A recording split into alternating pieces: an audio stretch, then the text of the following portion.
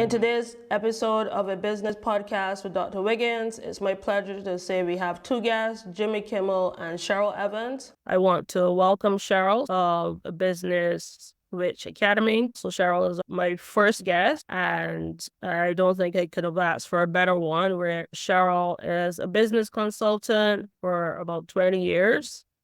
And as I said, it's a pleasure to have Cheryl. So Cheryl, just tell me a little bit more about your business.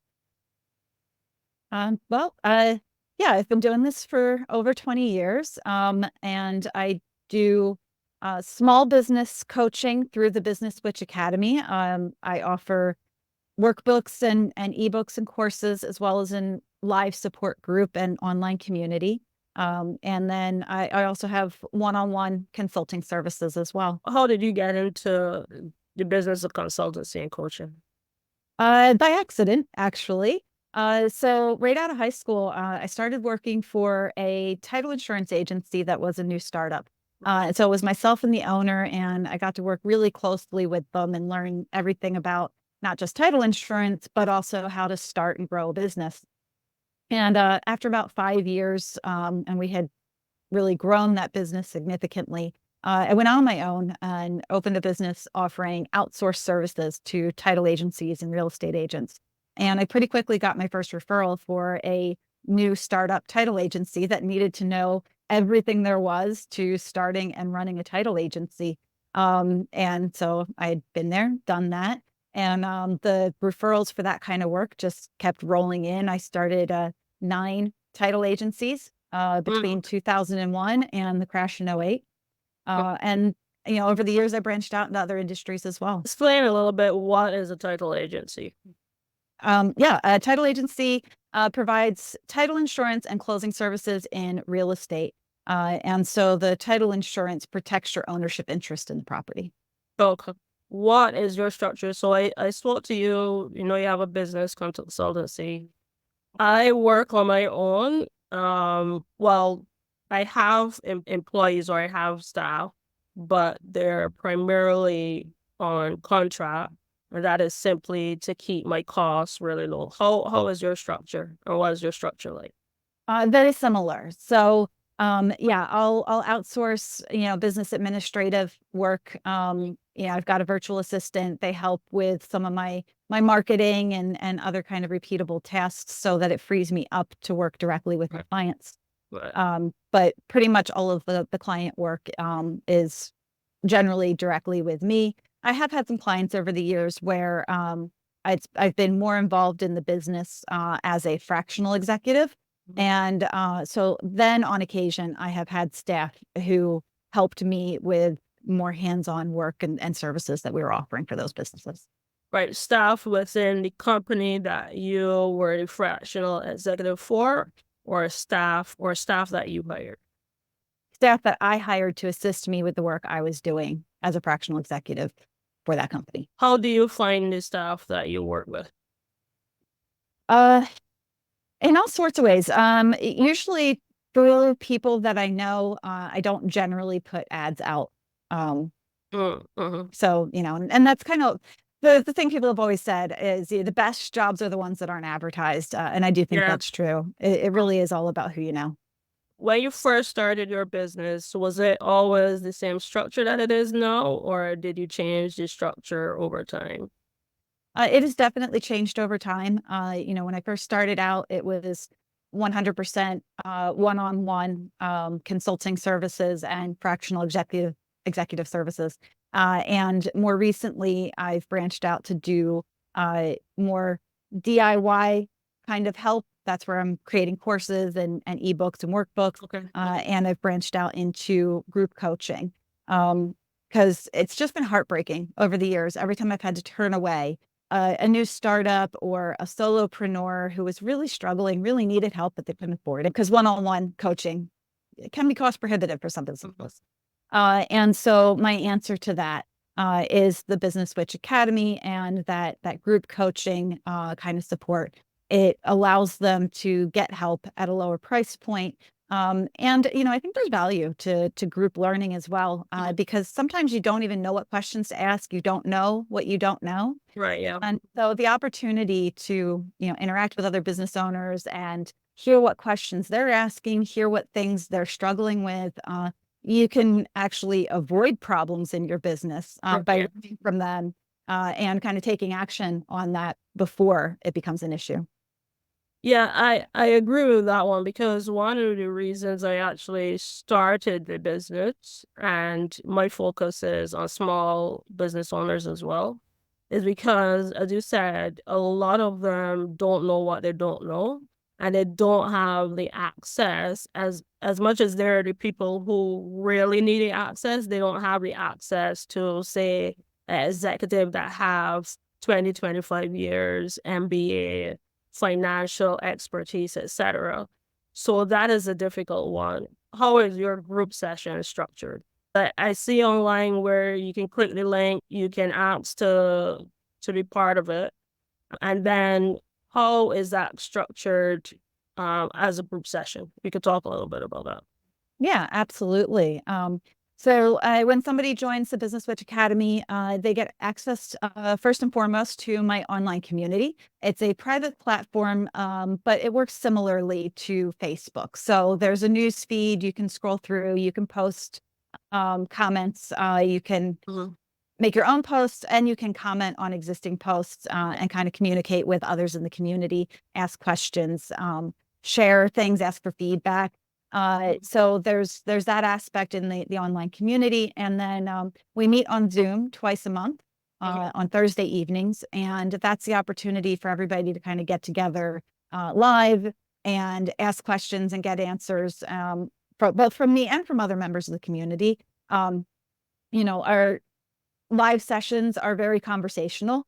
And, I certainly value the experience of the members of the group. And so I absolutely encourage them to kind of chime in if they've got something to share on a particular topic. And it's very free form, because one of the other things that I found within the world of business consulting and business coaching, there's a huge push these days for coaches to create a structured course and just offer that structured course and then live support for anybody having questions about the course material.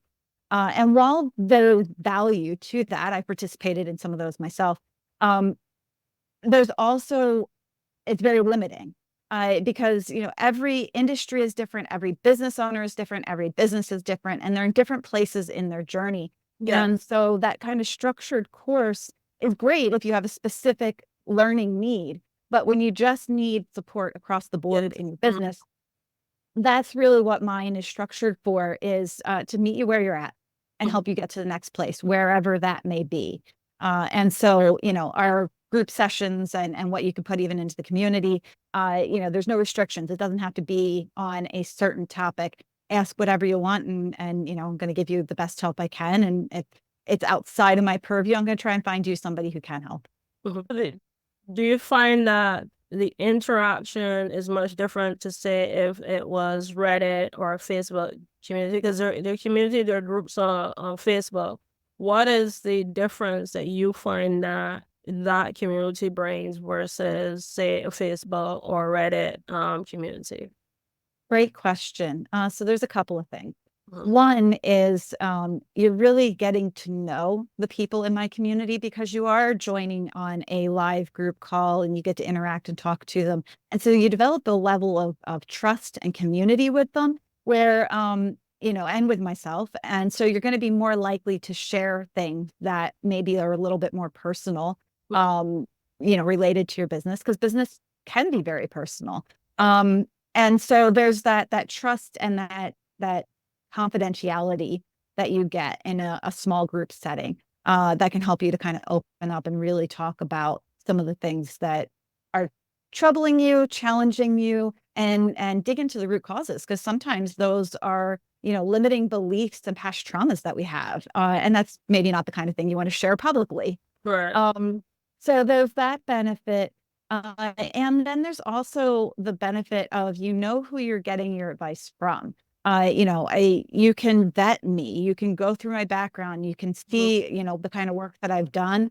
Whereas when you're in a public Facebook or Reddit group, you're getting advice from all kinds of people, but are they qualified to give you advice? Mm-hmm. Is the advice any good? And if you don't know about the topic you're asking about, how do you know if you received good advice? And a lot of times the advice is conflicting. And there was one that I just saw a few days ago. Somebody needed some suggestions on how to market their business. That's a really common question I see all the time. Mm-hmm. And they got a deluge of comments. I think when I was looking at it, they had like 87 comments from people. When I was scrolling through, looking at some of the answers, and some of the answers were fantastic. They got some really good advice, meh advice. Mm-hmm. But how do you action 87 comments worth of advice? Yeah. Even assuming all of that advice is good, Mm-hmm. it becomes bad because it's too much. And one of the things that I see business owners go wrong with in their marketing all the time is trying to do too much. Yeah. And they spread themselves thin. They do a whole bunch of things poorly. Mm-hmm. And so they don't get any traction. They don't get any results instead of focusing on one or two things and learning how to do them really, really well. I am on some of the groups. What I find as well is that you have a case of people just being really mean. When Oh, yeah. when somebody's just coming to them with a question, how do you tackle that within your group if you've ever encountered something like that? Because that is something that I think I struggle with. And I say struggle as in you have a group of professionals that sometimes may not be very kind to somebody else who is not where they are anymore. And my thing is always to say, okay, we need to treat everybody with kindness. For me, I just say that off the bat. If I see it, I stop it. But how do you handle that within the group? Very much the same way. I very much create a culture within my community that is very kind and caring and supportive. And yeah, if I see any kind of negativity, I address that right away. I address it privately because, public shaming of people is not going to create a safe space. And yeah, just reminding people that, everyone's at a different place in their journey. They come from different experiences. And, we're all here just to learn and grow. I have not had to, but I would not hesitate to kick somebody out of the group if I had to. And it is part of my terms of service is that, the membership is non-refundable. And if you are removed from the community, you don't get a refund. Because I do really want to discourage anyone from creating that kind of negative atmosphere. Yeah. So you're a woman in business. As much as that may seem as though it's something that's bantered about, no, probably from before, but it has its challenges that are very unique to female being in business. What are the challenges that you have encountered, if you don't mind talking about it? Yeah. And how have you dealt with just being a woman, just existing as a woman in business? Because that's all you're doing. You're really just existing as a female, but you were born and Yeah. yeah. So how do you deal with that? Yeah, the struggle is real. I think we've come a really long way, but we haven't come far enough. I have certainly run up against my fair share of misogyny over the years. And one of the things that I try to keep in mind really is, that's just not the client for me. Whether it's outright misogyny or just a troll on social media who's being nasty or what have you. I very much take the attitude of kind of mentally thanking them for outing themselves as not my ideal client so that I don't waste time on them and I can move on to something that is the right fit for me, the right fit for a potential client, where, I can really do my best work. So, I strive to not let it bother me, but that's certainly far easier said than done. And I have definitely had some pretty negative experiences around that over the years, unfortunately. You know, but you you can't stop it. The best thing you can do is walk away. And sometimes that's really, really difficult. As a small business owner, your margins tend to be very thin. And walking away from a client, or a potential client can be really, really difficult. But my best advice to anybody listening is, if it's not right, it's not right, and don't waste your time, because in the end, it's going to cost you far more, both in missed opportunities, Yeah. your mental and emotional health, and ultimately your pocketbook. Because if they don't respect you, they're not going to pay you what you're worth. And you Yeah. can go somewhere else and get paid what you're worth. So, it really is, cut those short-term losses and play the long game when you run into that kind of situation. Yeah, I agree with you. I think is really hard. Because I have about 25 years in the business, as young as I may look at times. But how did you, because it took me a while. I wasn't always like this. I would never claim that I was always who I am now, and that I think that's a good thing. That's the nature of growing and being in business. What was your perspective when you first started? Because we're saying it's hard, and we're saying yes, do it. Yeah. That is hard, but just if you have a client that's really bad, how do you, as professionally as possible, deal with that? And so this is two-pronged question. And then how did you learn the lesson that you learned? Because I'm assuming that you encountered it, did it one way, it didn't work, and then move on to something. Oh yeah, absolutely. So, as far as kind of moving away from a client, it's always good to do it in the most professional terms possible. You don't have to tell them why. You can just tell them that, it's time for you to move on. Uh, this isn't working anymore. Or, just kind of bow out gracefully. You don't need to make a scene. You shouldn't make a scene, because really, you're not going to change anybody. You're not going to change somebody who's not ready to change. And so, if you've got somebody who is not treating you with respect for whatever the reason, whether it is your gender or your age or your religion, or, your status of neurodiversity, Mhm. lots of reasons, that we all get discriminated against. And, you're not going to change somebody's mind. People are going to think what they want to think. They're going to believe what they want to believe. Facts don't change that. For some reason, you know, I'm because sometimes I see people objecting to persons, like they want to give them the facts, and I'm like, they know the fact. If they don't know, they don't want to know. And Yeah. it's not going to change their mind.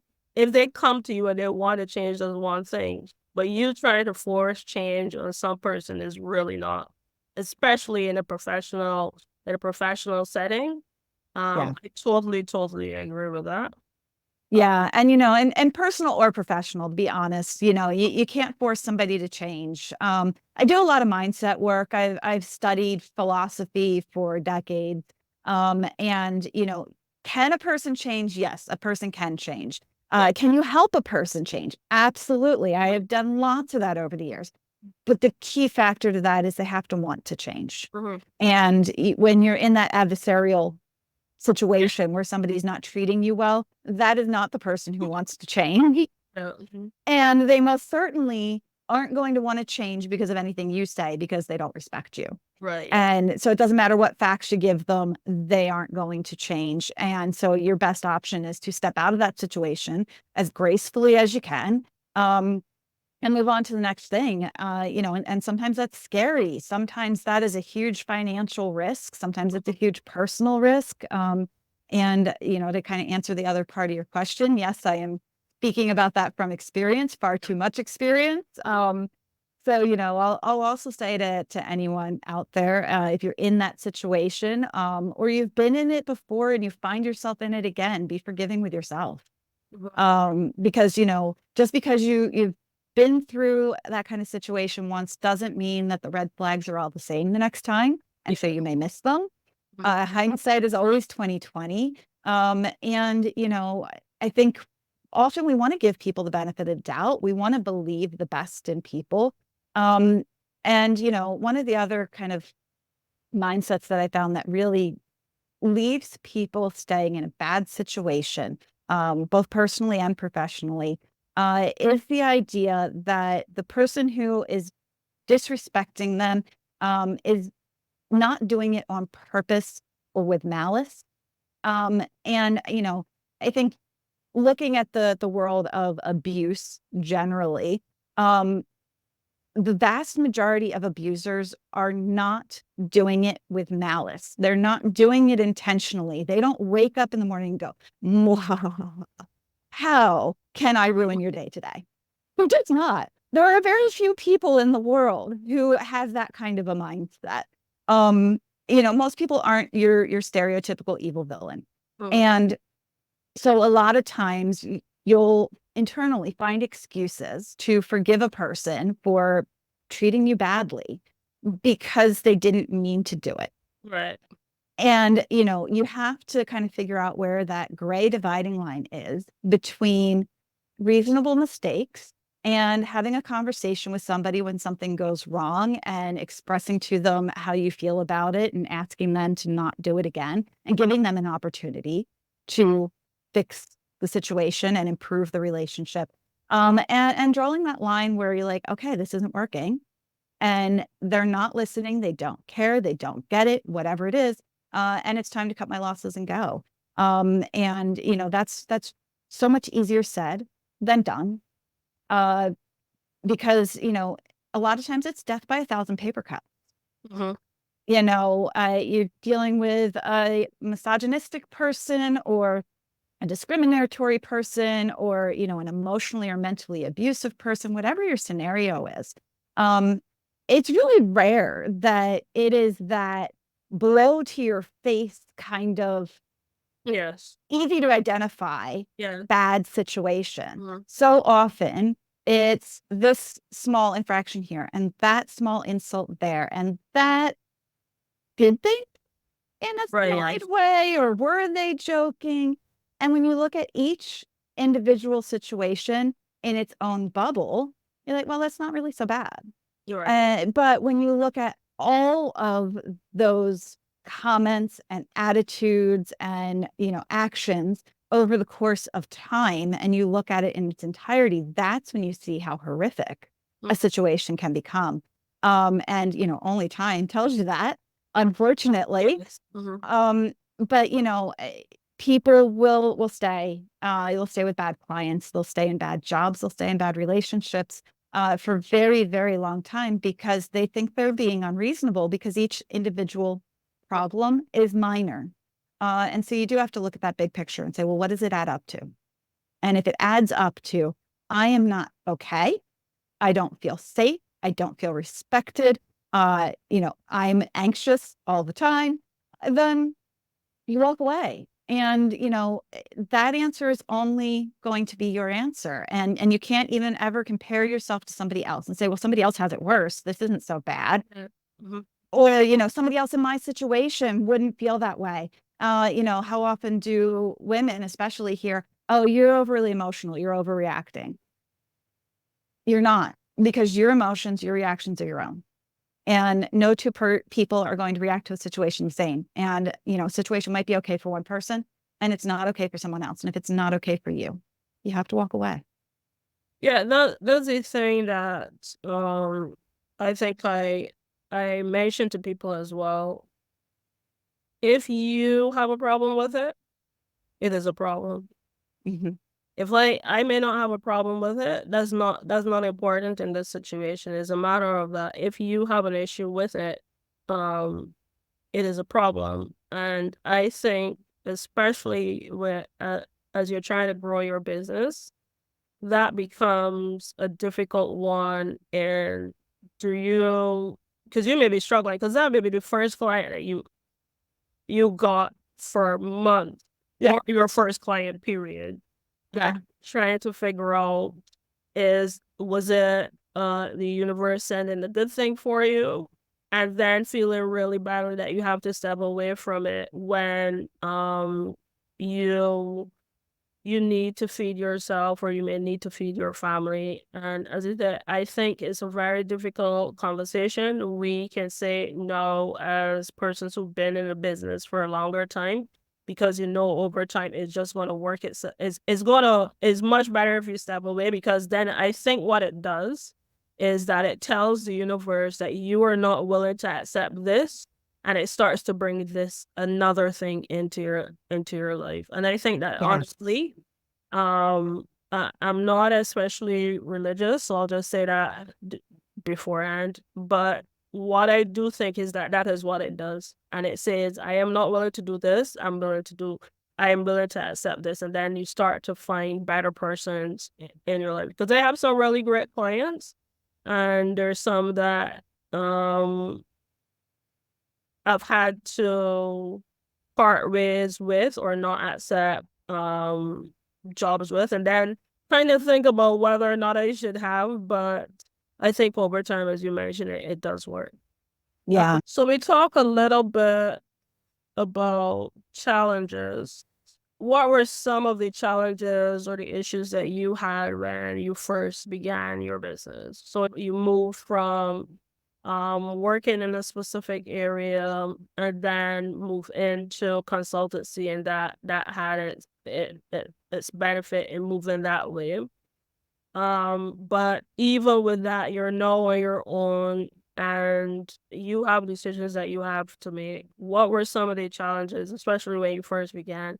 And I want to talk about that simply because I think out there's sometimes the people will tell you it's easy to do this, it's easy to do that.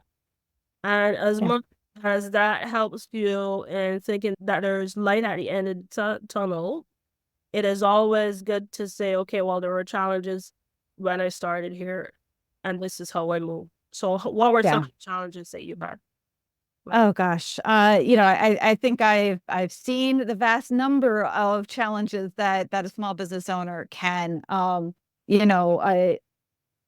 you name it, I've probably encountered it. I've certainly encountered the misogyny, and I have encountered ageism. I was 21 when I started my company. Mhm. The first decade of being in business for myself, I was fortunate in that most of my business was coming from word of mouth referrals, from people who were very well positioned to tell another business owner what to do.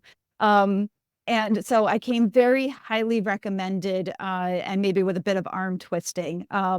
And I generally got to know my clients over the phone, before I ever met them in person. And so I had established a level of authority with them before they ever saw my face and saw how young I was. Um, but inevitably, during that first meeting, they would eventually get up the nerve to ask me how old I was, and I'd always respond, "Well, how old do you think I am?" And they'd always say 30, because it was the absolute youngest they thought I could possibly be to know what I know, Mhm. and the absolute oldest I could possibly be based on how I looked, and I looked very young for my age. Mhm. Um, and so, that was a little bit of a challenge. I spent my 20s with people thinking I was 30. I'd really love to spend my 40s with people thinking I was 20, but we don't get it that way. So, that was kind of an interesting experience. I was very focused in the real estate industry in the early 2000s. And so, a lot of my clients went under with the crash in '08. Mhm. They didn't make it to the other side. I owned my own title agency at the time and my consulting firm. And I both made it to the other side of that crash, but hanging on by a thread. Large economic swings, no matter what industry you're in, certainly present really huge challenges. I've worked all over the world, and so sometimes there's been some cultural challenges in understanding people from other cultures, and how they communicate and what they need. So that's certainly presented some challenges. And there's always the challenge of, well, how do you get more business? How do you market? How do you get the word out there? How do you tell people? You know, a lot of the skills that I have, a lot of the skills that I help my clients with, I have because I had to do them in my own business. I had to answer those Mm-hmm. questions for myself, and I didn't have anyone to turn to for advice. You know, in the early 2000s, there weren't a lot of business consultants out there. Um, and, the internet was still in its infancy, and, knowledge just wasn't shared as readily as it is today. And so, I was the only business consultant I knew for years, years and years. So I didn't have anyone to turn to for advice. I had to learn it myself. I started doing web design in 1998 because I needed a website. So I learned how to do it. I learned how to do graphic design because I needed graphics and marketing material for my business. So I learned how to do it, and I got very good at it. Um, you know, I, Lots of things that I've learned over the years because I needed to in my business, or my clients needed to. It's been really interesting how many times a client has come to me and said, "Well, I'm struggling with XYZ. Can you help me with that?" And my answer has been, "Well, I've never done it before, but I think I can do it. And I'm willing to learn if you're willing to go on that journey with me." And very often they've said yes. And it has taken me in some really amazing directions. I've got to learn some really amazing things. Um, I think one of the most fun ones was I was working with a software developer, and their development team wasn't really producing. They weren't turning out new features that clients really valued. They were just kind of spinning their wheels, and they needed some help with how to kind of run that development process better, which I had never ever done before. But they were willing to work with me on it, and I went and I got certified as a Scrum product owner so that I could Mm-hmm. understand Agile and the Scrum process, which is used in software development. And then I helped them implement that in their business. And that project was an awful lot of fun. I learned so much, and I learned a lot that I found is really valuable just in business in general, which surprised me. I didn't expect that, but it was a neat experience. So following on from that, a couple of things. You talked a little bit about being a fractional executive, which you just mentioned. How do you find moving from a consultant um to some person who's actually in the business? Explain a little bit first, what is a fractional executive? Because Yep. I find that the fractional aspect is a little bit new, a newer term. Yeah. So you could explain that a little bit. And then how do you move from being a consultant to being a fractional executive? Sure. So I'm actually going to give you three definitions. So let's talk about the definition of a coach, a consultant, and a fractional, because I think there's not a lot of understanding of the difference Yes. between them. Yes. So a coach, a business coach specifically, is a bit more like a talk therapist for your business. So it's a lot more listening to what the client's struggling with, helping them come to their own conclusions, and working with them on goal setting and accountability. That's kind of my definition of the coach. And some other people may have some different definitions, and that's okay. But that's how I define the difference. Is it's more, more information is coming from the client to the coach than the other direction. Whereas a consultant, the travel of information reverses. And so it's a lot more of the advice and expertise of the consultant going to the client. It's not so much helping them make their own decision necessarily as it is, "Hey, I've been here, I've done this, and this is my Right. advice to you. Mhm. Here is the solution I recommend. You take it or leave it, but this is what I recommend." And then getting into a fractional is where you're getting into much more hands-on. You're delivering some sort of work product, you're managing people, as opposed to just giving advice, having a conversation. Um, a lot of people are very familiar with the term of a contractor or a freelancer, and a fractional is kind of just the latest jargon for a contractor or a freelancer. And generally, the term is used to differentiate in terms of scale and experience. So a fractional executive is somebody who has executive management experience, whether that is a chief operating officer or a Mhm. CEO or a CFO or a CMO. And those are financial, marketing, operations, executive, any of those top tier level of a business and that kind of experience in running a business would be a fractional executive.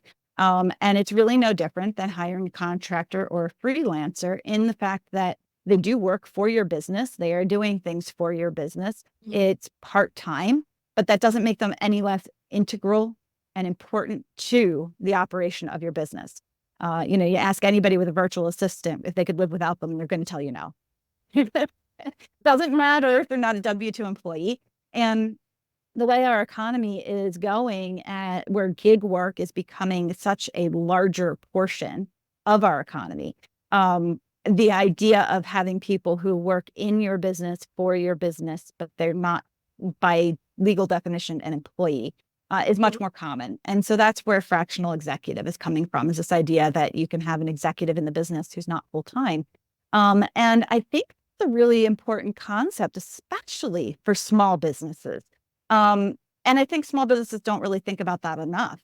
You mentioned earlier that small businesses don't generally have access to the experience of an executive with 20, 30, 40 years worth of experience in running and growing businesses. And having a fractional executive is a way that a much smaller business can tap that sort of experience in a way that they can afford. And so, I think it's a really wonderful development, and it can really be a huge bonus to a small business to have fractional executives on hand, because you're being able to tap all that experience and expertise, but you're not paying for them to do busy work. Right. Yeah. If you think about most people's idea of an executive and how they spend their time, they think they spend their time, going out to lunch, sitting in board meetings, and, really not accomplishing a whole lot of anything is people's perception of a lot of executives in the corporate world. And I'm not validating that in any way, but it's people's perception. But I do think there is an element of truth in our larger corporations where upper management is maybe not utilizing their time to the maximum, probably because they don't need to. The value that an executive brings, whether they're an employee or a contractor, is in their expertise and their experience, not in their time. Great. And so also you're going to find that a lot of fractional executives don't charge by the hour. Right. And that shouldn't startle you, because you're not paying for their time. It doesn't matter if it takes them 5 minutes or 5 hours to do something. What they're bringing is that experience, that ability to help you avoid pitfalls that can be incredibly costly, can even tank a company.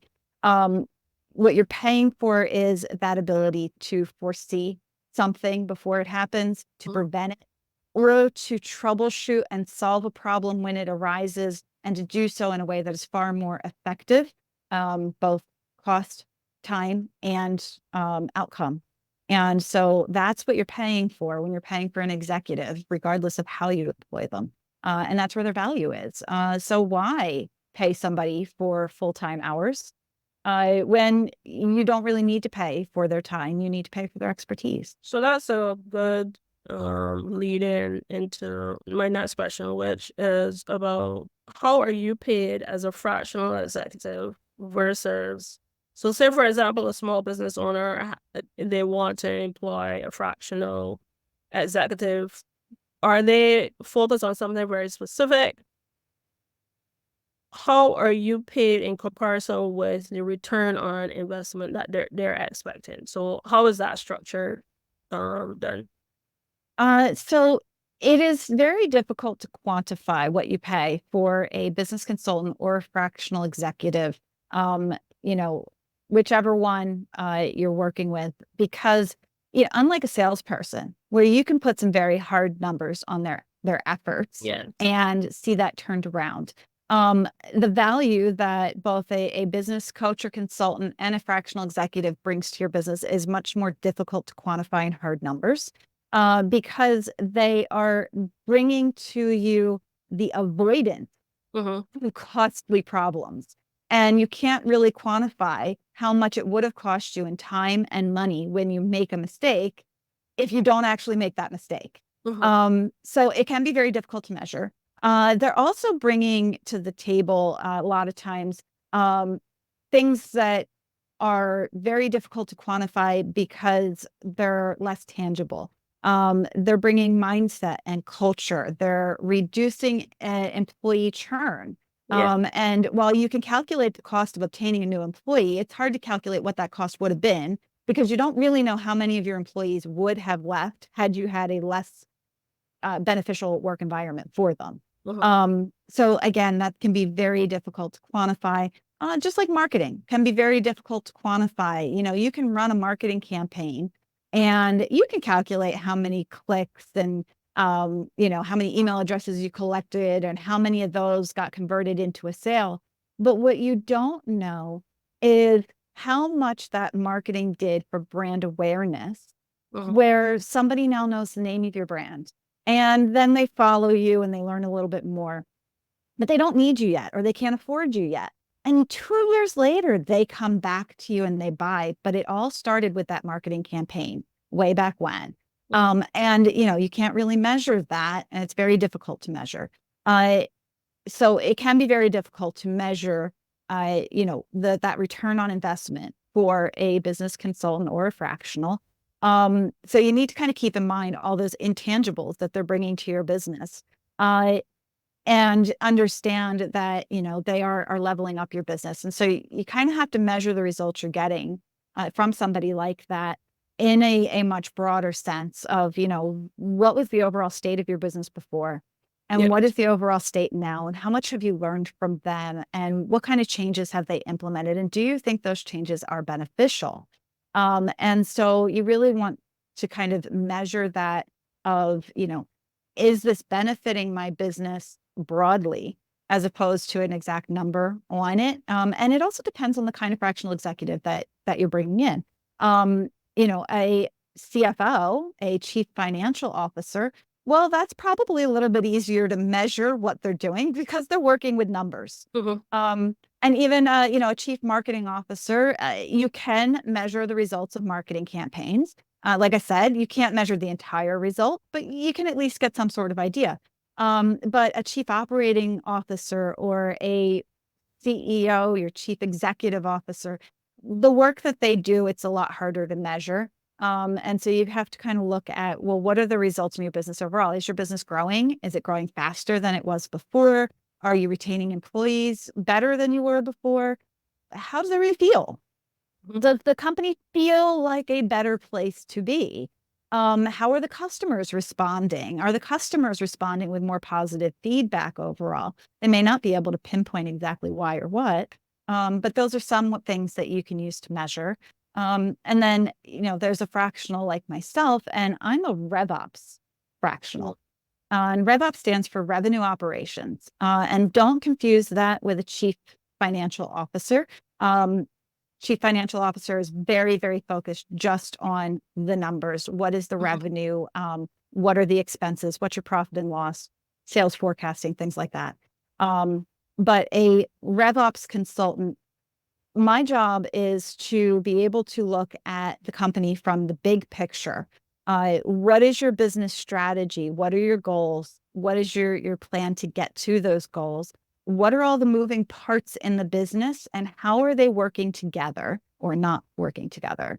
Mhm. And then to be able to help set or improve that business strategy, help improve those business goals, and then be able to dig down into the finer details of the business of all those moving parts and how do they fit together.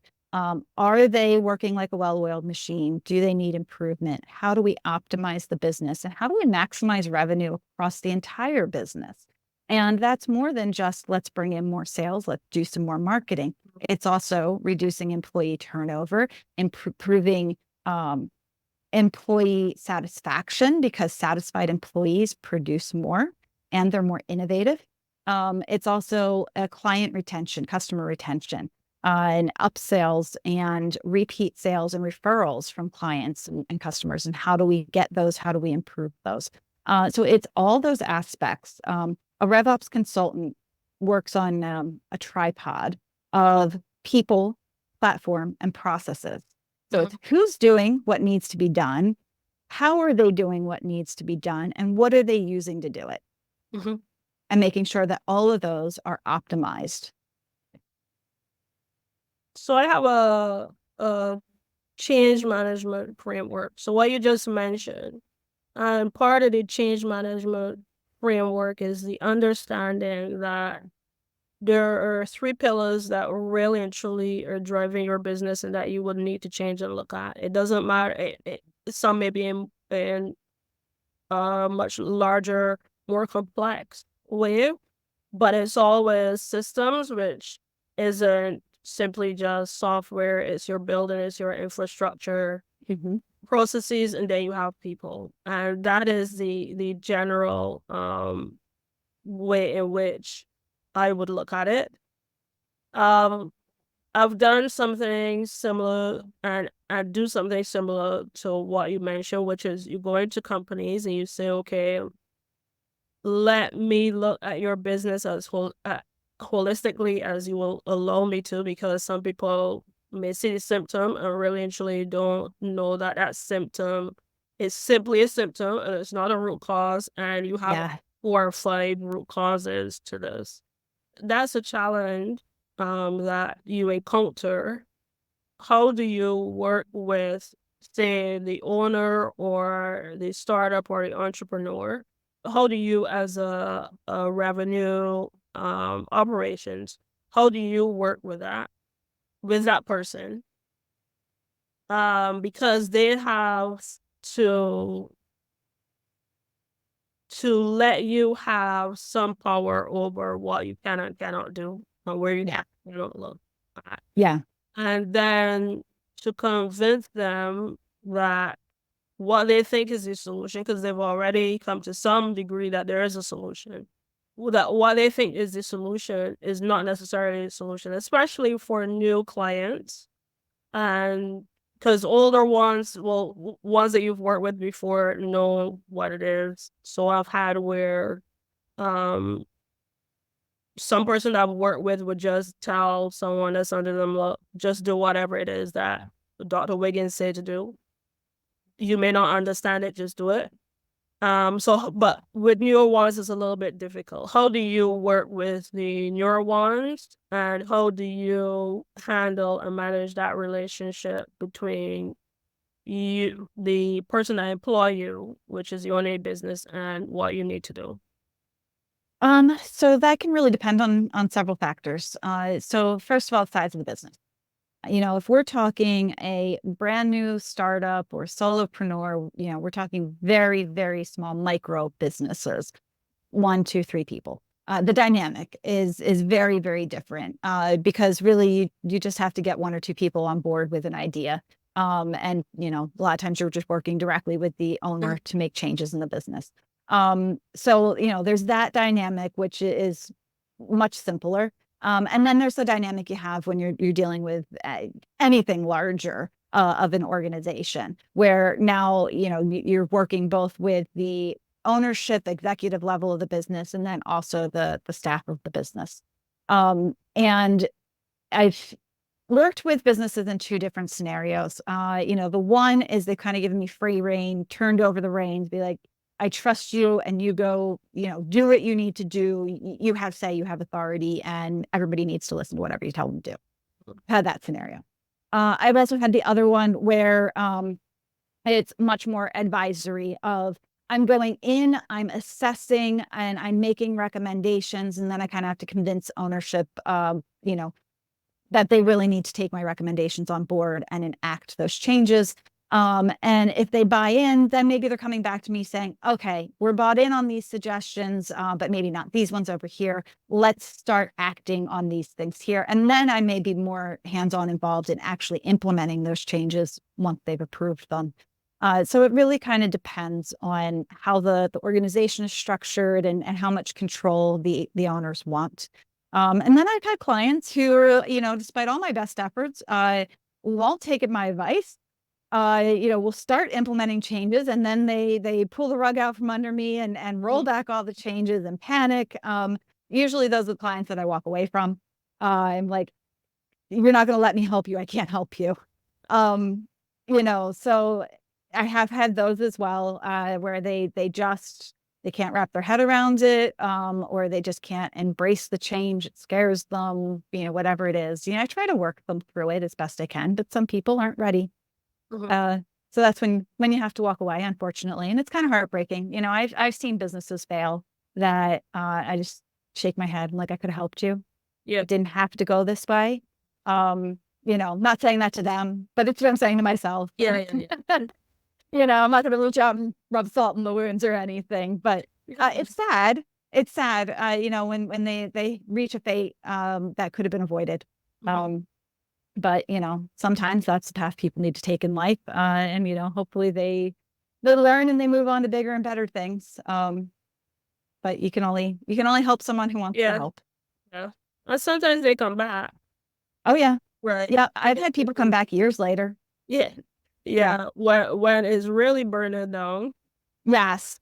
I have had far more clients who brought me in way, way too late. And it sounds like you do a lot of the same things. Your change management platform, it's the exact same thing. It's RevOps. RevOps, like fractional executive, is a newer term. Yeah.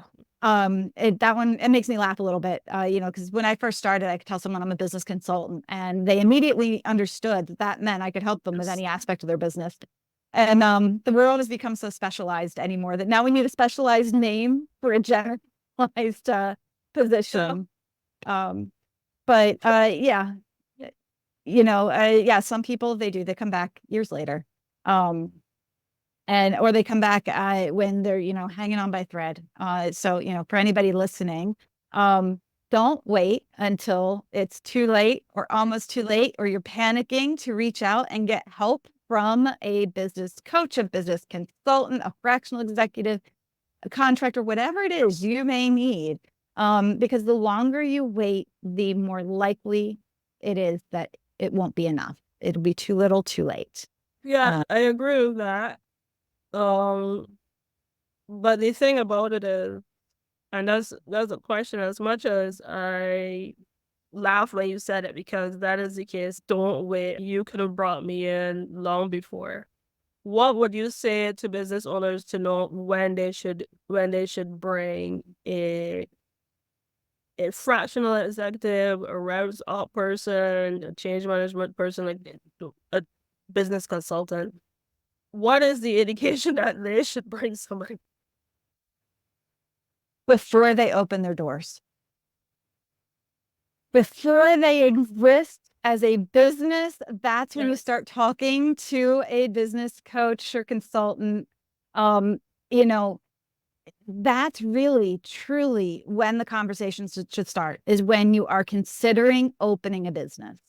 Even if you've run businesses before, you don't start a football team without a coach. You don't start recruiting players before you have a coach. Mm-hmm. Why would you open a business before you have a coach? It's really no different. And a coach or a consultant, a fractional, however it is you choose to work with them. And I very much use the terms interchangeably because I do work with my clients in all of those ways. But it shouldn't be viewed as a temporary thing. And let me also clarify, fractional executive does not mean temporary. It just means fewer hours of their time. Doesn't necessarily mean short-term duration. I've done fractional work. My longest client was 14 years. Oh, okay. So, businesses should definitely go into that with the idea that you are bringing on a mentor, a teacher, an expert. Whether you're talking to them for 1 or 2 hours a month, or they're heavily, deeply invested in your business, and they're working side by side with you in the trenches day in and day out. Either way, you should have someone you could turn to for support, advice, help. That person who can see the forest through the trees, because you can't see the forest when you're in it. So it is never, ever too soon to bring in a consultant. It is absolutely and very commonly too late. I agree with that, Lauren. that it should be brought in from the beginning. But the question would then be, what is the cost structure? We could talk a little bit about costing, because as a small business person who may be an entrepreneur who's funding their venture themselves, that would scare any person, although they need it, to a person who has investors and need you to come in and work for them. What is the cost structure for the both of those, so that for the audience, not scare them that they cannot seek help and they need help?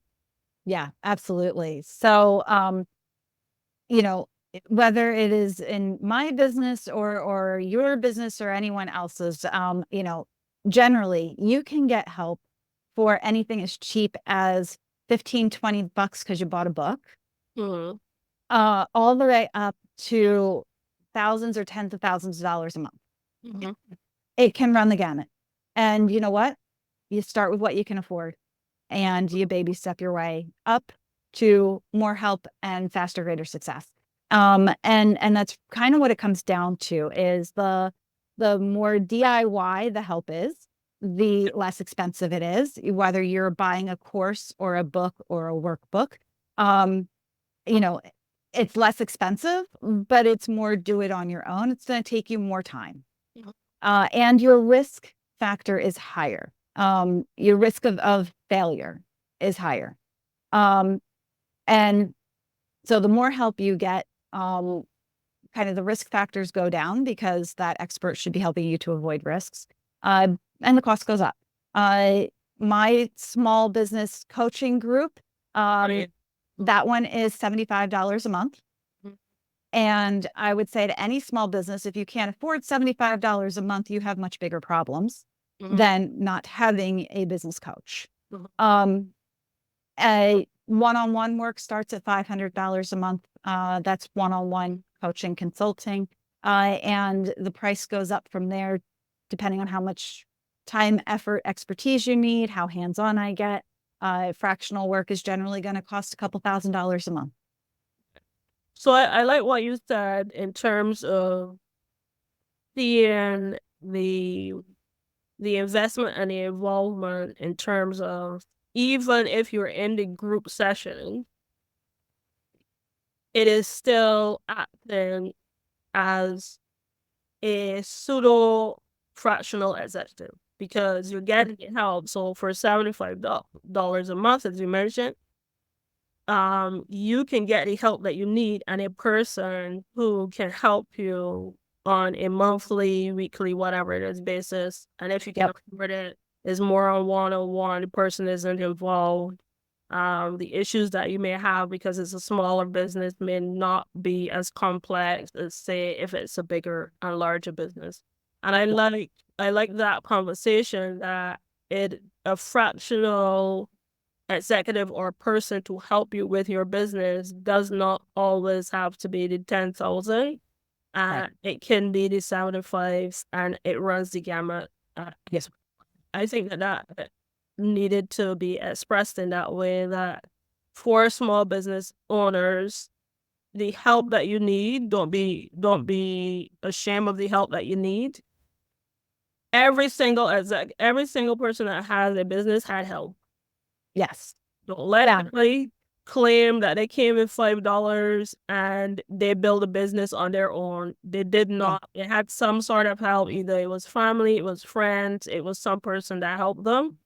And therefore, you also need help to be successful. As I said, I like that aspect, that a fractional executive can look very differently, to depending on where you are in your business. Yeah, absolutely. Pull yourself up by your bootstraps is not a thing you can do. People never really stop to picture that. Put a boot on your foot, pull the strap, and try and get yourself off the floor. If you have money, you don't have money to buy the boot. Or you have money to buy the boot, and you don't have the straps in it. So you're doing nothing for nothing. You are. And you know what? Even if your boot has the strap on it, well, if you're pulling on that boot, your foot leaving the ground. You're getting off the ground. You're pulling. It's not a thing. It's not possible. Absolutely. Everybody has had help, and sometimes help in the way that they don't think is help, but it is.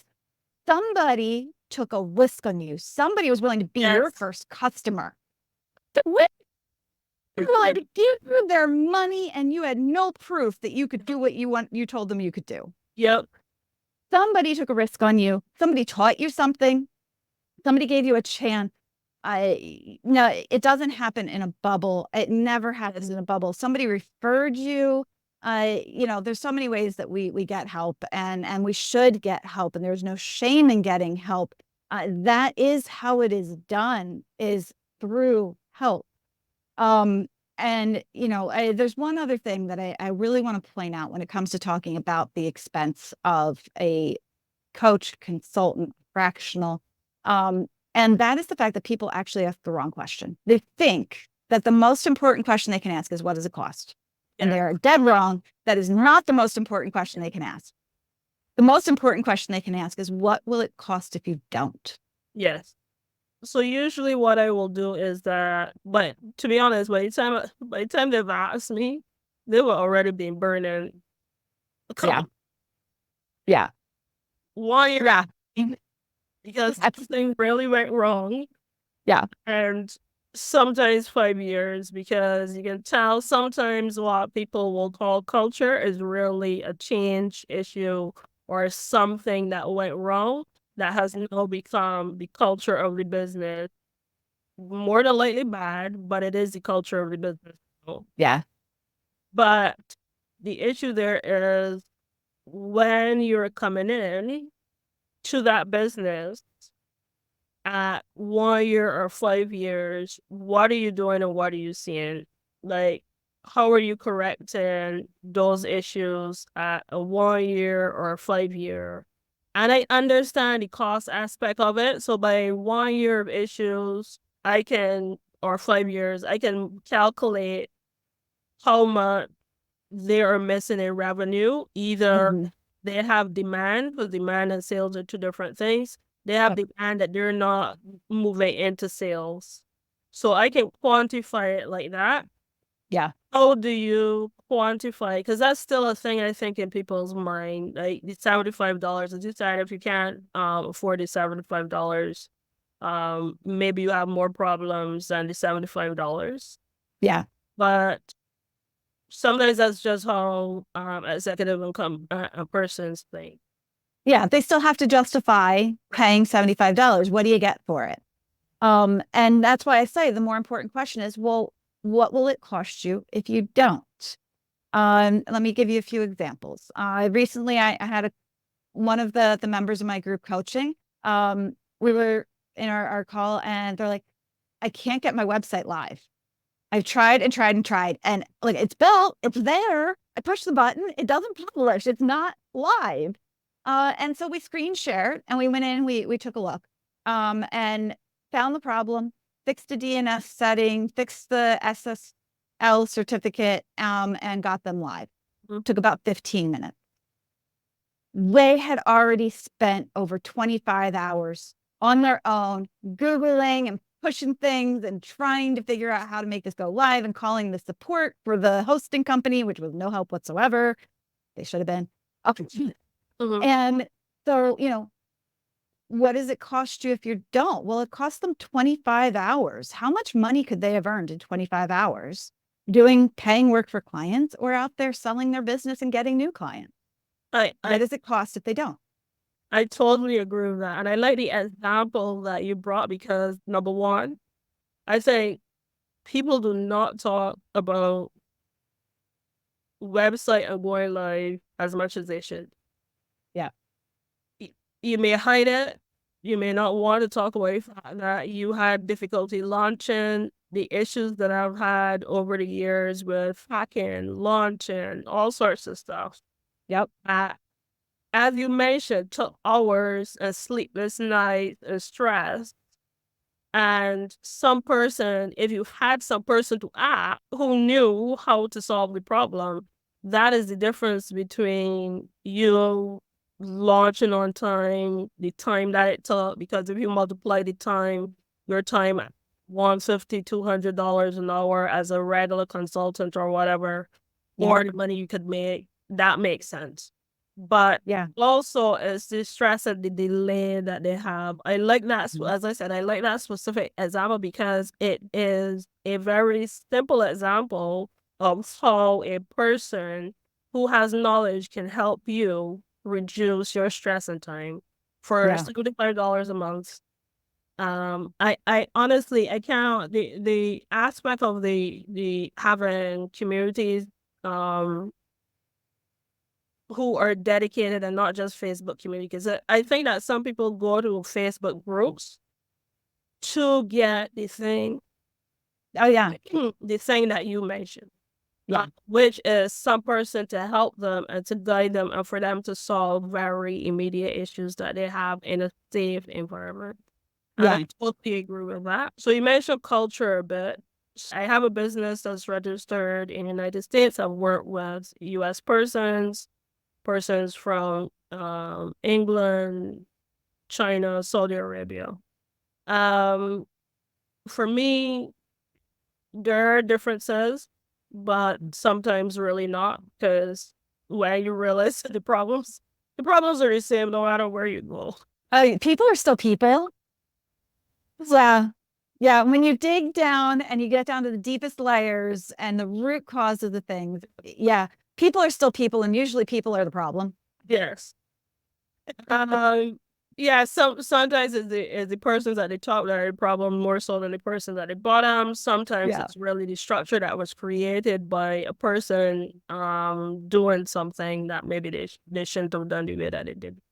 But my question is, you mentioned working with different cultures. So you're based in the United States. The persons that you've worked with outside the United States, it's while you're based in the United States, or you actually travel to work with them? No, I've been doing remote work long before COVID made that a reality for the rest of the world. I mean, COVID hit, my life didn't change one bit, and I'm like, welcome to my world. Yeah. So yeah, I mean, it's funny because I really started grasping, the idea of remote work at the very earliest stages of my career because I was working in real estate, and real estate agents have to work from the road. So I had to be up on all of the latest technology that made it more possible to Yeah. work from the road. Um, but yeah, I have not needed or had the opportunity to travel to these other countries to work with my clients. I have done some travel, but personally, I do everything remotely.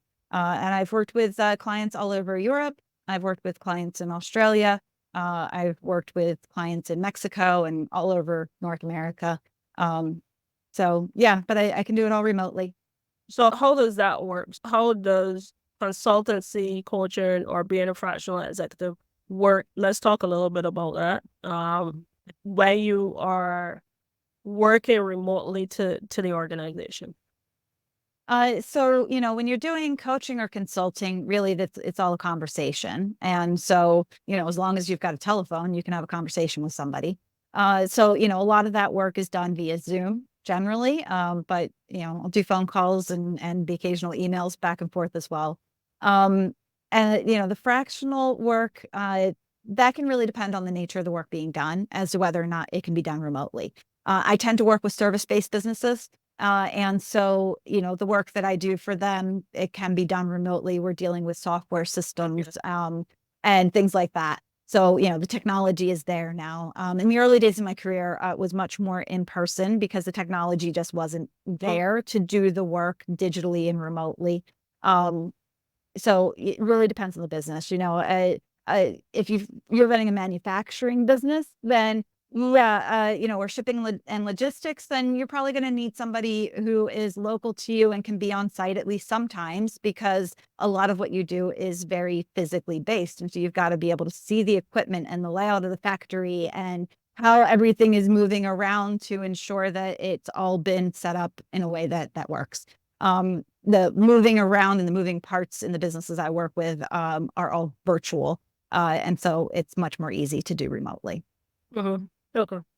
So that was really to clarify for anyone listening how that is done. Regarding physical businesses, so I've worked with physical businesses where I just told them, look, just record these aspects of the business and then just send me a video. If you have cameras that I can tap into, that's fine, and that works as well. So that aspect, so just to let the audience know, there's no reason why you cannot have a person that you like working with or want to work with that is not within the country that you're actually working, and have the resource that you need as an executive or as a consultant in any way. So that's just to let, because I think that some people are concerned or want some person who's within their country and they don't have the resources there, and they don't know how to get the resources to let a person know that it does not matter where you are. Yeah. Resource you can get it. That's a great point. And especially when you're working with a more generalized business coach or consultant like you and I, somebody who's doing that rev ops and change management perspective from the business, a lot of times that work also involves bringing in other experts for very specific needs. And so, you're working with somebody in a different country, and you're reaching a point in that conversation about their business where you're addressing, maybe legal compliance issues or tax law. You're going to bring in that local professional who has that specialized knowledge to handle that specific thing. They're not going to be a long-term part of your company necessarily. They're going to be that contractor kind of thing. And so, your general business consultant can also overcome some of those locality-based issues by helping you bring in those specialized people for really specific needs. I like that you brought that up as well, because the understanding is that the issue may have presented itself, as we mentioned before, one way, but really and truly the root causes or other places that need to be resolved, and therefore the person that you've hired, meaning the fractional executive or a person to that extent, will know that they need to source whomever they need to source. You source that person for you, and then you move on. And it isn't that they are confined to a very specific area. The good point about having some person on your team that knows and have the experience with issues is that they know how to solve the issue and to get the root cause very quickly that you may not see. And I think that is one of the benefits. Yeah, it really is. And let's touch on that just a little bit more, because I think it's a really important one.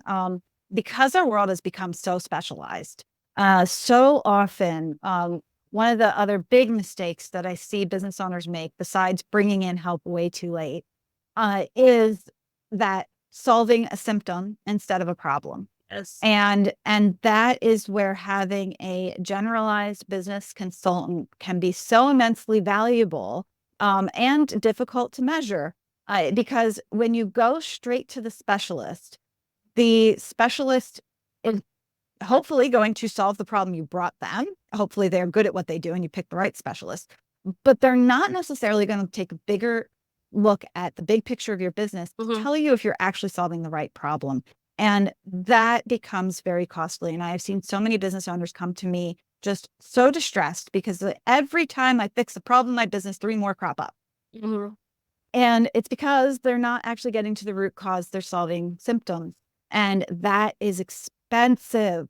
You are going to spend far less money on a business consultant who helps you solve the right problem the first time than you are on a bunch of specialists solving the wrong problems over and over again. Yes. Yeah, I agree with that one, because I think the analogy where you talk about if you have a hammer, like you're a carpenter, everything is going to look like a nail. And I think that is, as you said, that is where the benefit is in having someone who is generalized enough that they have the experience and understand what symptoms look like versus what root cause look like and how to solve those issues. I think that actually a good point. I'll give you an example from one of my clients recently, and this helped drive home for people what that actually looks like. And Ben, it's one of those really simplistic ones, but it's powerful. I had a client come to me and they were just absolutely distraught. They had just spent an awful lot of money over the last several months to get their website updated, and they paid an SEO specialist to search engine optimize their website so that their website would start driving traffic and converting sales. And the phone wasn't ringing. And they thought they had been taken advantage of. They thought that they hadn't gotten the search engine optimization that they had paid for. So they asked me if I could go and take a look at their website. And I already knew the answer, but I agreed. I said, yeah, I'll take a look. So I looked at their website, and they did get what they paid for, in that their website had been optimized for certain keywords that would make sense for their business. But what they didn't get is the honesty from that search engine optimization company that it wasn't going to do them any good because nobody searches for them. And now, whether that company knew that nobody searches for them and knew the search volume was minimal, or didn't know, I have no idea. Who knows if they did that kind of research, but why should they turn away that business? Right. Somebody wants to pay them. They delivered on what they promised, which was the optimization. They can't guarantee the result. They can't force people to search. And so, they thought they were solving their problem. They were actually solving a symptom. The symptom being they have no sales. But optimizing that website wasn't going to do them any good. This was a title insurance agency, and just like you asked at the very beginning of this call, what is title insurance? For title insurance. That is not a question specific to you. I have answered that question so many times throughout the course of my life for people living in the United States who have bought and sold multiple homes. And they don't know what title insurance is. They didn't know that they had ever worked with a title agency before. They had no idea. Very, very common. The industry has done a terrible job at self-promotion. And so, no, nobody's searching for them. So spending money on search engine optimization is pointless. The whole point of them having a website is just to prove to somebody they exist. Right, yes. Somebody's looking a little deeper into doing business with them, and they want some more information about their company. The website's there, and that's it. That's the whole point. And so that's just one of those examples of what it looks like when you're solving a symptom and not the problem. And the problem they actually needed to solve was that they don't have enough business coming in, and they needed to figure out what was the right strategy for their business, their industry, in order to get that. And they weren't going to get that from the specialist because they went to the wrong specialist. I especially like that. As because when you said what you said, I was like, yeah, that's what happens, because somebody heard about SEO. They may have been approached. They were convinced of that it would solve their. And they went to the Facebook group for everyone. Right, and they were told that, and out of the 80 answers or responses that they got, that was the one that came up maybe the most, and they that was the best thing to do. And really and truly is that nobody's searching for title insurance. Nobody's searching for title insurance, so of course the phone's not going to ring. Nobody's looking for you, so they don't even know what you are. So that's not the right strategy for that business to grow.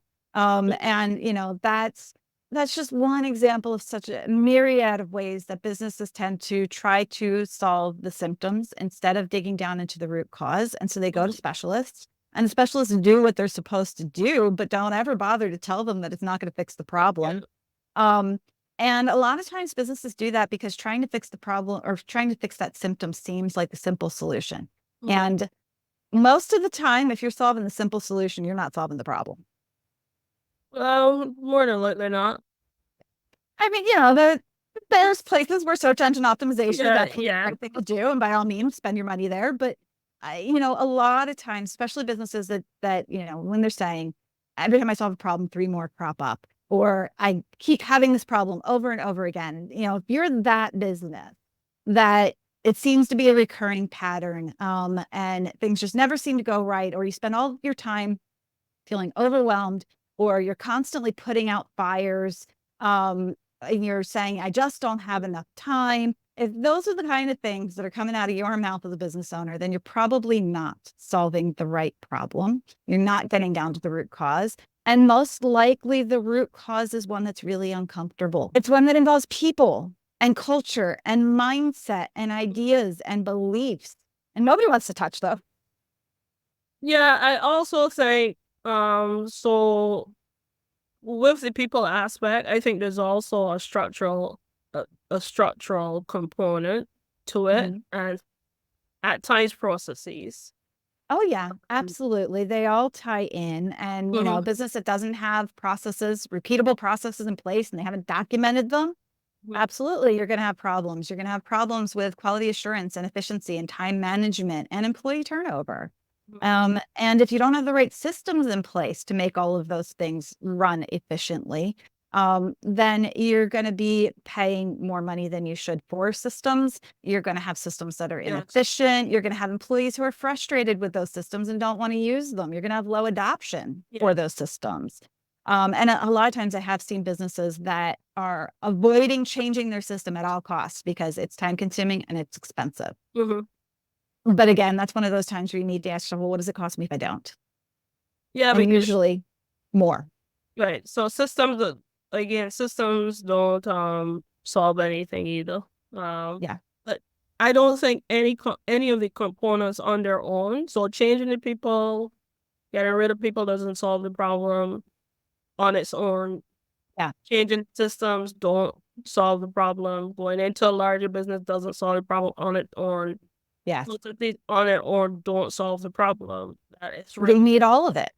That's really a holistic view of it. It is. You know, a business is an ecosystem and it works in the same way. And you need all of those to work in harmony in order to maximize your revenue. It's the only way. It all has to work in harmony. And so, yeah, you can't just address one. You've got to address all of it. And you got to do it in a way that's systematic. And you know, that's proven. You know, you can't do it halfway. You got to do it all the way. And you have to understand how all those moving parts fit together. There's a concept that I teach called the Wheel of Woe.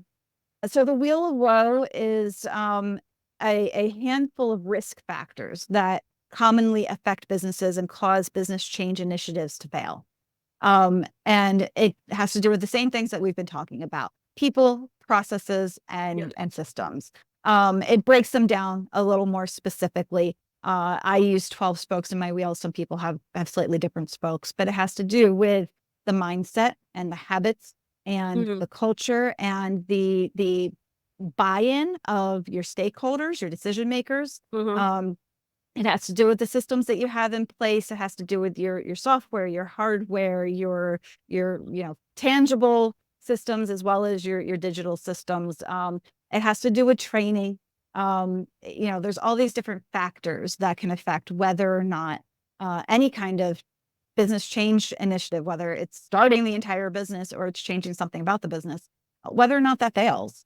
And if you're not addressing all of those risk factors, if you're not aware of what they are, if you're not looking for them, then they're going to catch you up. And it doesn't matter how old the business is either. So again, for those listening, perk up your ears. Your chance of success does not go up with the age of your business. It goes down. 30% of businesses fail in the first year. 50% fail in the first 5 years. And by the time you get to 10 years, that number goes up to 75%. What do you think is the reasoning for the percentage change as the years go on? So there's a lot of different factors that Wheel of Woe. Those are the reasons why that these businesses fail and that the failure rates actually go up. In part, failure rates go up because your number goes up. Let's just be honest. Statistics can be manipulated. How many businesses in the world are 2 years old? You're dealing with a much smaller number. How many businesses in the world are 5 years old? Well, now you've expanded that number, and that's going to adjust your statistics a little bit. But the more you grow, the more complicated your business gets. And typically businesses grow with age. So most likely the older your business is, the bigger it has gotten. Mm-hmm. But the bigger it gets, the bigger they are, the harder they fall. Um, it becomes more complicated. And the more complicated it gets, the more skills you need, the more risk factors can impact you, the more moving parts there are. And so the more help and expertise you're going to need. And these different risk factors can affect you more strongly. A bigger business might be taking bigger risks because they have a bigger budget, Mm-hmm. a risk that when you were smaller, maybe you wouldn't have taken. So there's that factor. There's also changing markets. People in general are resistant to change, but our world does nothing but change. Mm-hmm. And the longer you are running your business, the more likely you are to be building ingrained habits. Yeah. And there is this mentality and belief that, if it works, if it's not broken, don't fix it, which sure, if it's not broken, don't fix it, but maybe it can be improved. Maybe it should be improved. And are you willing to admit when it's broken? Mm-hmm. And a lot of times people aren't. How often I have heard the saying, it's fine. We've always done it this way. Mm-hmm. It's not fine. It's not fine because you've always done it this way. And the world has changed. Mm-hmm. Customers have changed. They expect something different. Your employees have changed. They expect something is different. It's really, really ingrained and entrenched in people. And so I think that's really one of the reasons that businesses are more likely to fail the older they get, because people are less willing to change something, even when they desperately need to. We talked a little bit about your business before when we had met. We talked about your children and their businesses. I For the next couple of minutes or so, I would like to talk a little bit about your children and their business. We could start with Tyler, who has his construction company. How long did he have that? What was your involvement in that? We could kind of start there, but Sure. Actually, I'd like to roll back just a little bit and give you a little bit of background on myself, and that kind of leads into my kids. I started my first business when I was 18. Total failure. Total failure. but a good time to start. Yes, absolutely. It was absolutely a good time to start. And that's one of the advice that I give to people is, start your business early, because the later you get into life, most likely, the more success you have had financially, the higher the bar raises for success in your business, because you've got to make more money. So start a business when you're poor. Much easier to succeed. The bar is lower. Start.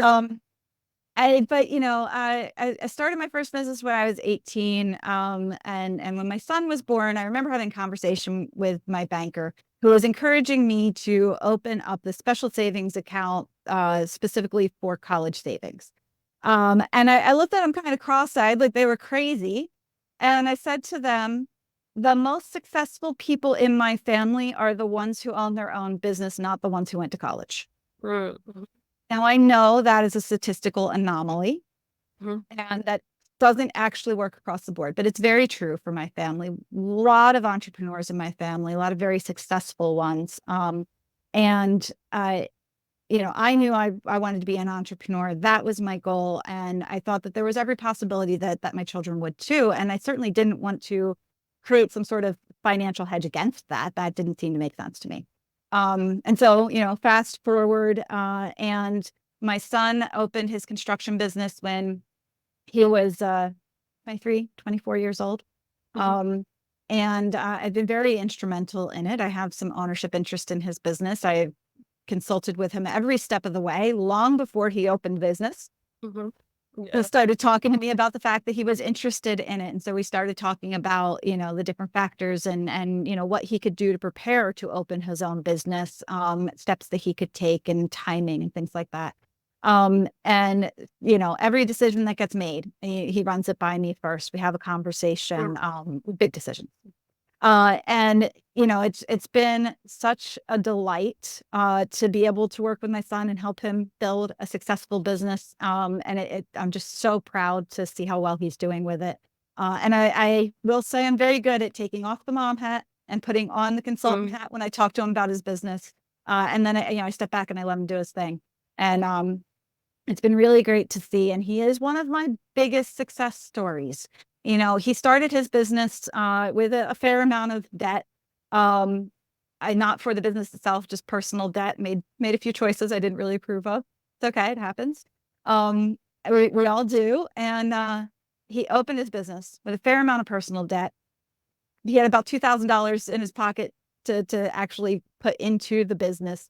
And in his first year in business, not only did he exceed his annual income from when he was fully employed, but he also paid off all of that personal debt and did not take out any business debt to do it.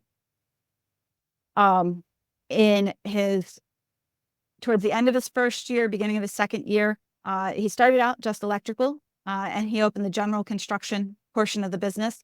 And we're now just kind of entering the third year of business, and he's opened a plumbing division.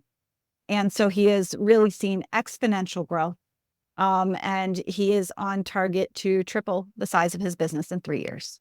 So you mentioned, so the start of the business was an electrical company. It was selling electrical service, right? Going into homes, putting in a new light fixture, running the electrical lines for a renovation, that kind of thing, putting in new panels and outlets. Okay, all right.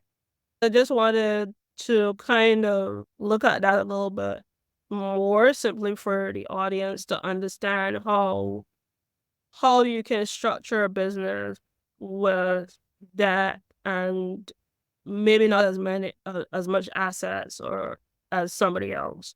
So how was that company structured? So it's structured as an LLC, as the legal entity, and it's filed as an S corp. And that just provides some legal liability protection, some tax benefits. And he started out with just him. He was working a part-time job to help make sure that he was guaranteed some money coming in the door to make his bills. And he certainly has bills. He owns his own home. He doesn't live with me. Hasn't for a good number of years.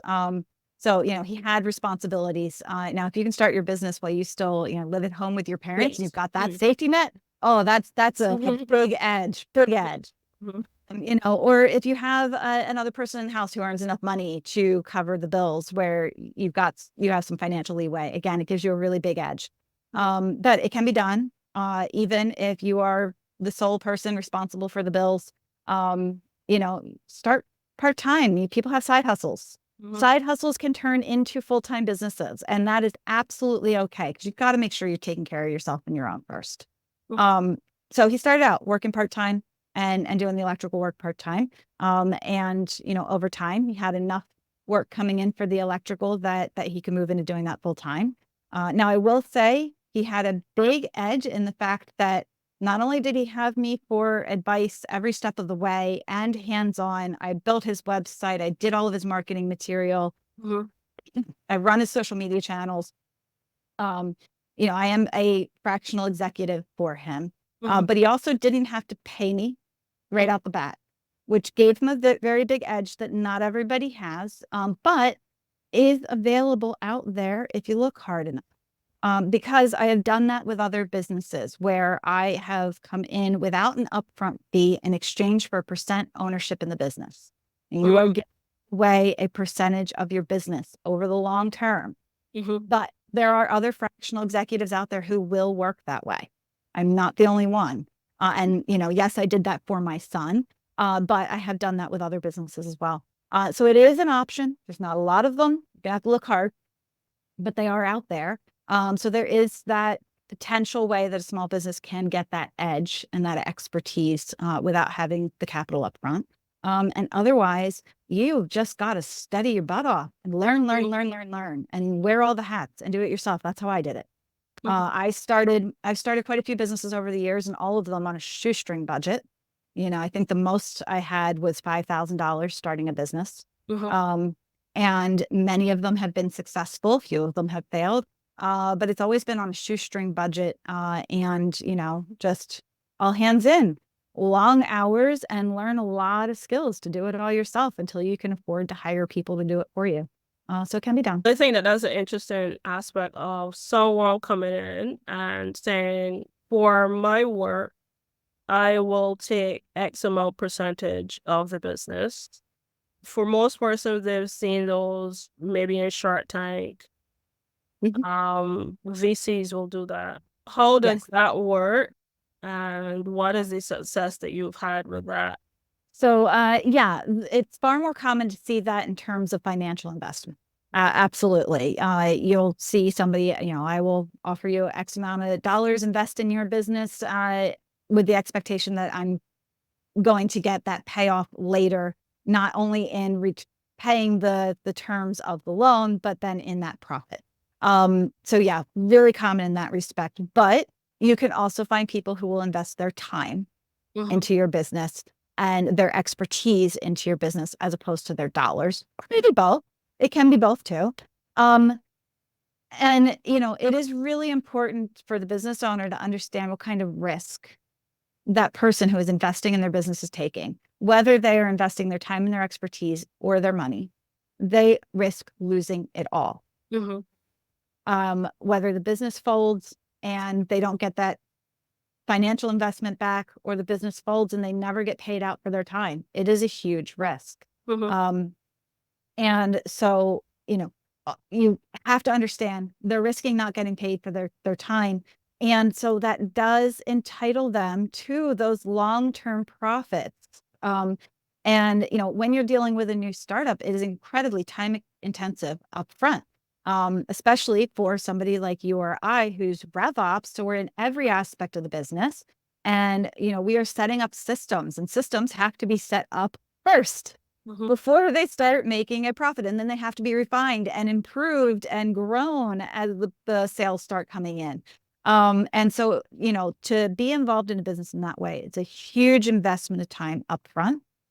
And the time investment dwindles over time because those systems are set up. And if they were set up properly, they're going to work like a well-oiled machine, and they are going to keep on churning. And you just have to tweak them, clean them, update them over time, which is far less time and investment. So if you are doing business with somebody in that way, understand, yeah, you are going to be paying them profits. Maybe you've agreed to a certain time frame, or maybe it's indefinitely. Maybe there's an end goal of selling off the business. But whatever that is, like, understand they are putting in that time early, and they are going to collect on that later. And you've got to remember that, because later it can develop some resentment. Oh, you're never here. You're never doing anything in the business. Why are you getting 30, 40, 50% of the profits? You're never here doing anything. Very easy to forget those early days where they were putting in a ton of time and expertise. And let's not forget that has huge value. It wasn't just the number of hours they put in that first year, second year, third year. It was also the number of hours they put in the 30 or 40 years before they even met you, learning all the things that allowed them to do that in record time. An example for you, when my son opened the plumbing division, that was just about 2 months ago now. We had been talking about doing it and had kind of had a plan to do it sometime later this year, and an opportunity arose that we couldn't pass up. And so we jumped the gun and opened it. We had that department, at Filed as actually totally separate business, up, running, and taking its first sale in under 2 weeks. And that is a short time. time. That is an incredibly short period of time to get a business up and running and make the first sale. And we did it. And we only could have done it because I have decades worth of experience doing it. And in fact, I did it again this month with my second child wanting to start a business. And we took our first customer in the first week of just even starting to put together a business and what we were offering. We took our first customer. And yeah, it's very unusual, but it only happens when you got that kind of experience, and that experience has financial value. And, in that kind of arrangement, you're going to be paying that for a really long time. Right. So you mentioned Vonnie, so I was going to talk about their business as well. Yeah. So that we could talk about that. Some background, how it started. Absolutely. So Tyler is my oldest. I have 3 children. Bonnie's my youngest. And my middle child, Morgan, is just graduating high school. She's going off to college in the fall to be a chemical engineer. Super proud of her and excited for her too. That. Um, it is. It's really exciting. And was having a conversation with her the other day about the fact that graduation was coming up and college is coming up. And talking through the financial package from the college and work study because that was included in the package. And my youngest was just kind of present and hanging out when that conversation was happening. And Morgan asked me if she could open a Fiverr account and offer some services on Fiverr to try and make some money while she's at college. And hopefully it'd be the kind of thing that she could do in between classes and it would be flexible. And my response to her was, yes, you absolutely can do that. Just set your expectations appropriately. It usually takes a fair amount of time to kind of grow a business like that because it is even in a marketplace like Fiverr, you are growing a business and you've got to market and you've got to draw in customers. And it's not just creating your product listings because you may not get traction in the marketplace. You may need to draw in your own customers. So I said it takes time. I said, we talked about that a couple of years ago, and I really wish you had done it then. You would have had something much more substantial now. And my youngest was listening to that conversation. They turned to me and they're like, that sounds like a great idea. Can I do that? Mm-hmm. Yes, you can. And so, I didn't have time to really give them proper attention because I was still in the midst of that conversation with Morgan. So I turned to him and I said, schedule a business consult with me and I will give you my proper professional time and attention to have that conversation. And we did. And we did a proper business consult and we talked through their ideas and what kind of business they wanted to run. And their criteria was that it had to be something that they could do online. It had to be something that they could do flexibly to work around their school schedule and their activities. And they wanted something that could potentially produce passive income. So by the time they got to college, they had some revenue being generated while they were doing their schooling. And so we settled on creating a kind of unique promotional products company that would target small businesses and solve some of the unique problems that small businesses have in purchasing promotional products. And we figured out a business model that could create passive recurring income. So it's been a lot of fun. And we've just been kind of putting that together in the last couple of weeks. But we did get our very first customer the first week in. We hadn't really even told anybody about it. But I got a phone call out of the blue from somebody in my network who I hadn't talked to in quite some time. And they called me up and they're like, I need graphic design so that I can get some shirts made for my business. Can you help me? Yes, we can. That is actually very, very good. Yeah. We were at the right place at the right time because if you didn't have a conversation, that wouldn't happen, etc. What advice? Well, we just talked about it. So again, a good lead. We're on the same page with things. What advice would you give for young entrepreneurs? Absolutely. So the one that I said earlier, start a business while you're poor. And the bar of success is low. Start a business while you still live at home with your parents, if you can, because you have that safety net. You don't have those bills to pay. You're not facing hunger and eviction if it takes some time. Because it does take time. These success stories that I've shared, they are an anomaly. They are statistically impossible, just about. Most businesses, they have a financial loss the first couple of years. That's normal. That's to be expected. It requires a lot of perseverance, a lot of patience, and a lot of financial support from somewhere else. And so, for young people, if you can start a business while you still have that safety net of your parents paying the bills, that is fantastic. Still get some advice, especially if your parents are not entrepreneurs. They may not be able to help you. They may not be able to give you guidance the way they might in other parts of your life. So make sure you get that guidance, because there are absolutely legal considerations to different types of businesses. Mm-hmm. You've got to be properly filed with the government as a business. You've got to track your income and your expenses. You've got to pay taxes. And, you may need contracts. And depending on just how young you are, you may not be able to legally open the Yes. accounts that you need to Mm-hmm. open. Bank accounts and even accounts on software platforms and things like that have age restrictions. And so you may need an adult business partner, whether that's your parents or an aunt or uncle or what Mm-hmm. have you. You may need an adult business partner to get you started, from that legal and financial liability perspective. So, you need to talk to a business attorney. You need to talk to an accountant and a bookkeeper. You need to talk to an insurance agent. Hopefully you're going to have a business coach who's going to put you in touch with those people. But if you're trying to do it on your own and you don't have a business coach and you don't have parents who have run businesses, those are the three other professionals you need to find besides finding a business coach: is the attorney, the accountant and or bookkeeper. Accountant probably better, but you may need both. Mm-hmm. And an insurance agent, to make sure that you have yourself protected and covered in all the right ways. Agreed with those ones. So it's easier for us because we've had the experience, and for your kids, especially if the person have a parent, one or more, that is an entrepreneur in business, is easier. But for a Yes. person who wants to start out, where would they be able to find? Where would you suggest? Because I mean, it would be different for everybody. Yeah. To find a bookkeeper, attorney, and understand what they're doing is actually correct. Because that's another thing too. You can find some person Right. not the right fit for you, or Yeah. they don't provide you with what you need. What are your suggestions there?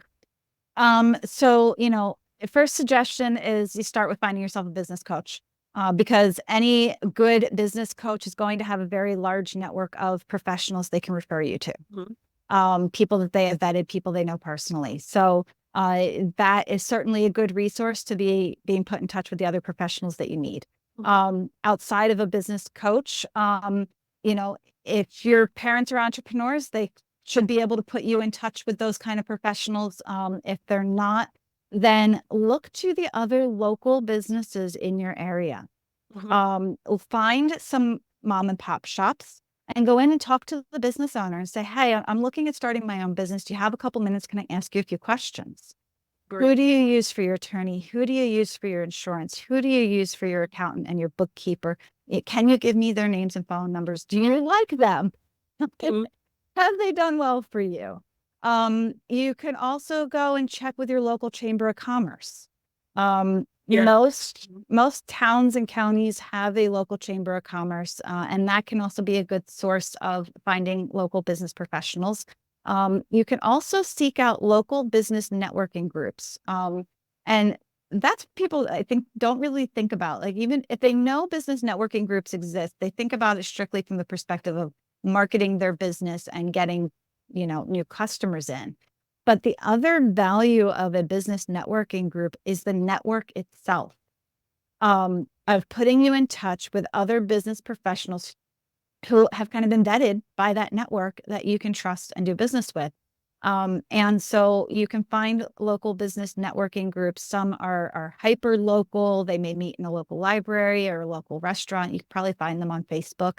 Um, or there are some national and international organizations that have chapters all over the place. LATIP and BNI are two really big ones. And so you could find a local chapter for them, reach out to somebody who belongs to that network, and ask them for referrals. That's why they're in the business networking group, is Yeah. to give referrals. They tend to have a very large network of people that they trust, and they will happily put you in touch with people. So that's something else you can do, is you find one business owner who's in a networking group and you ask them to refer you to people they trust. I like that advice. I think Thank you. that for those out there, we met.